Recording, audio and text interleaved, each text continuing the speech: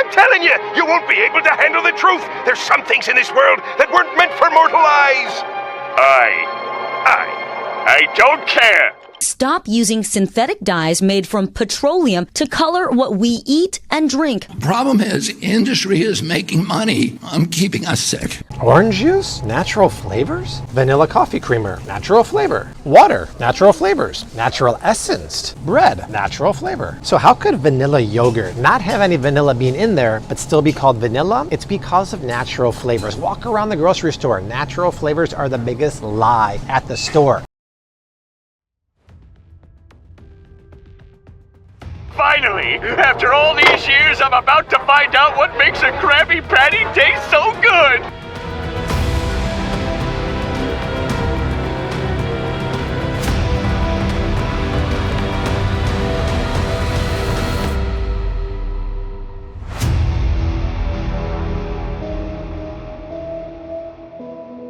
The foods we crave the most rarely taste the way nature intended them to. That strawberry flavored yogurt, the vanilla scented candle aisle inside every grocery store, the freshly baked cookie aroma that hits you before you even see the bakery, none of it is accidental. Behind almost every familiar taste and comforting scent is an invisible world designed to guide your cravings, shape your memories, and convince your senses that something artificial is real. In modern food, flavor isn't just added, it's engineered, constructed, stimulated, and the ingredient doing most of the work barely tells you anything about what it actually is. There's one ingredient in your food that doesn't have to list its chemicals, doesn't have to reveal how it was made, and doesn't even have to come from real food. Yet, it controls your cravings more than sugar, salt, or fat ever could. That ingredient shows up in almost everything you buy. And the strangest part, most people still think it's harmless. Welcome to Beyond Surface Level, where we uncover the things the food industry hopes you'll never question. Today we're going inside the world of artificial and natural flavors, and the hidden chemistry shaping your cravings. Most of us imagine flavor as something simple. Strawberries taste like strawberries, vanilla comes from a bean, a grilled burger tastes smoky because of the fire. But that's not how modern food works anymore. Artificial flavors aren't drops of fruit or whispers of herbs. They're chemical blends, formulas built by flavor chemists who study the microscopic scent molecules that tell your brain, that tastes familiar. Take something like strawberry flavor, not the fruit, the flavor. It can contain 30 to 50 different chemicals working together. Ethyl butyrate for brightness, aldehydes for juiciness, linalool for floral notes, lactones for creaminess, methylcinnamide for warmth. These flavors aren't crafted in the kitchens. They're developed inside global flavor houses such as Givaudan, Firmenich, and IFF, companies whose entire businesses revolve around recreating the sensory experience of a fruit without ever using the fruit. And many of these compounds don't come from food at all. They're derived from wood pulp, bacterial fermentation, petroleum byproducts, and synthetic precursors built in labs. A single clear drop can mimic the entire taste of a ripe peach, even if the product never contained a peach. Artificial flavor doesn't enhance real ingredients, it replaces them. It's cheaper, more consistent, more predictable, and often more intense than anything found in nature. Once your brain adapts to those engineered tastes, real food starts to feel muted, flat, almost unfinished. You're not craving the food, you're craving the chemistry. If artificial flavors seem complicated, the truth behind natural flavors is even stranger, because natural flavor sounds wholesome.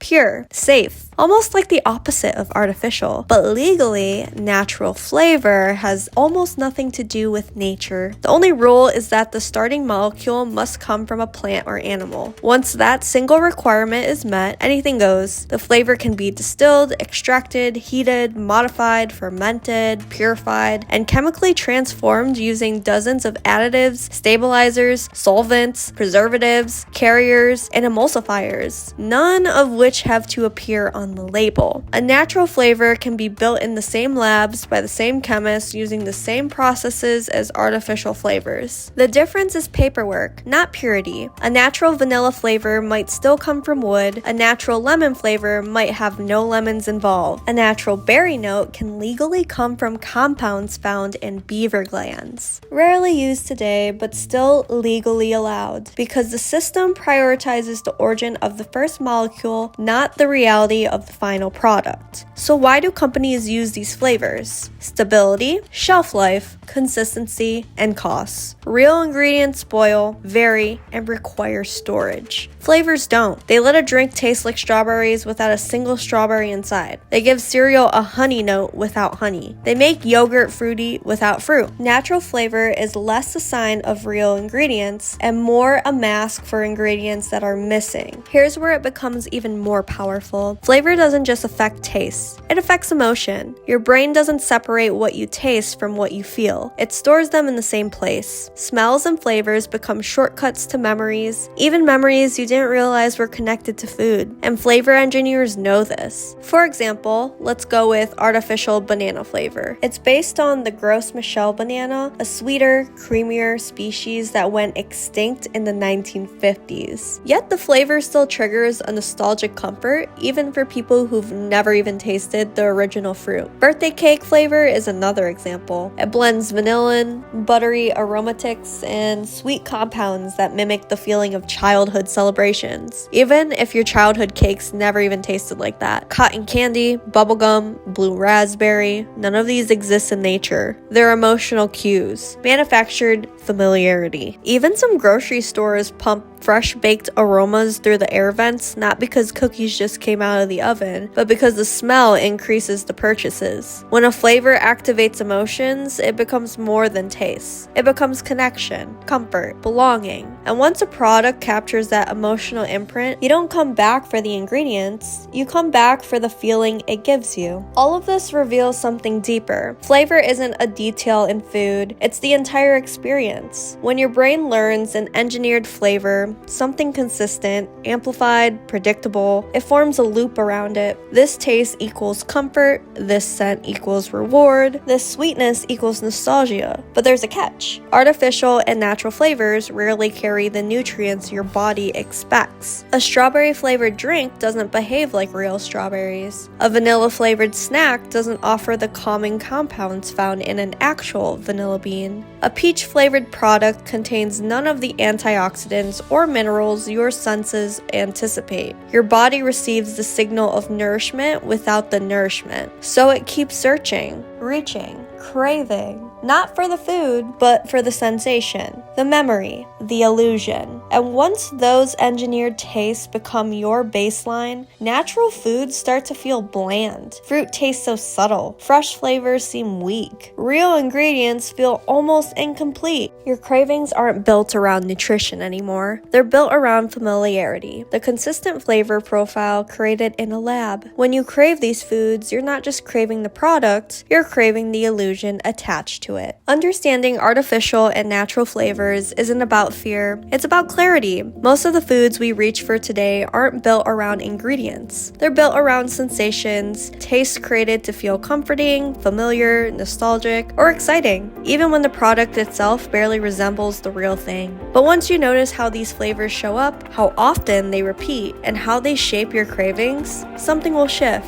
Your choices start to come from awareness instead of habit. The goal isn't to avoid every flavored product. The goal is to recognize what influences your cravings so you reclaim control over what you choose, what you enjoy, and what you believe food is supposed to taste like. Because the moment you see the pattern, you start to take back your power. Stay curious, stay questioning, and I'll see you here for the next one. Much love.